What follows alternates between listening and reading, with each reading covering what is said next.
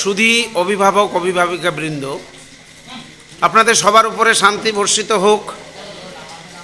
আপনারা দেখতে পাচ্ছেন এই মুহূর্তে আমি দাঁড়িয়ে রয়েছি, ঘড়িতে প্রায় রাত 10টা বাজে। দৌলতপুর আদর্শ বিদ্যাপীঠের টপ ফ্লোরে দেখতে পাচ্ছেন আপনার সন্তানেরা যারা এই মুহূর্তে হস্টেলে রয়েছে। এই কথাটি বলার কারণ হলো অনেক সন্তান, অনেক ছাত্রছাত্রী আজকে ঈদের ছুটি উপলক্ষে সন্ধ্যাবেলায় বাড়িতে গিয়েছে। তা সত্ত্বেও আপনারা দেখতে পাচ্ছেন বেশিরভাগ জনে হস্টেলে রয়েছে এবং তারা নৈশভোজনে রাত্রিকালীন যে আহার ডিনার সেটাতে ব্যস্ত রয়েছে।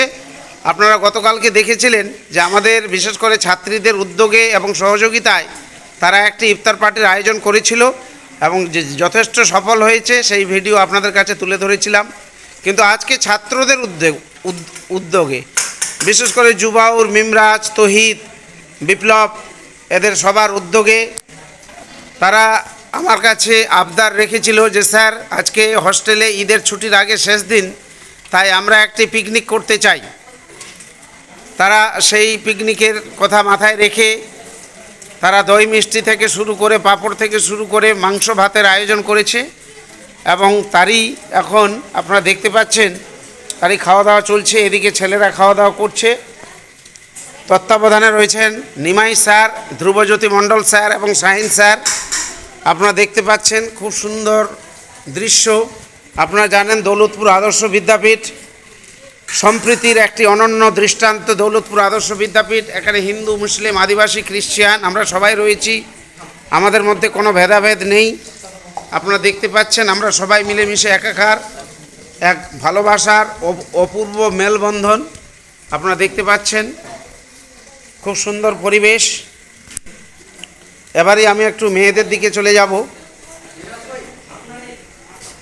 এই প্রান্তে মেয়েরা রয়েছে, আপনারা দেখতে পাচ্ছেন খুব সুন্দর। কি রান্না কেমন হয়েছে? ছেলেরা রান্না কেমন হয়েছে?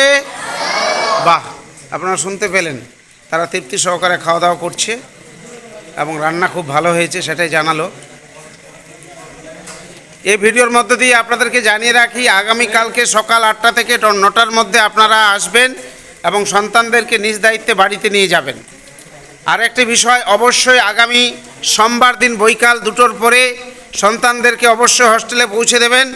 কেননা আপনারা ইতিমধ্যে অবগত হয়েছেন যে 23 তারিখে হস্টেল খুলছে এবং 24 তারিখ বাদ দিয়ে 25 তারিখ থেকে হাই স্কুলে পরীক্ষা।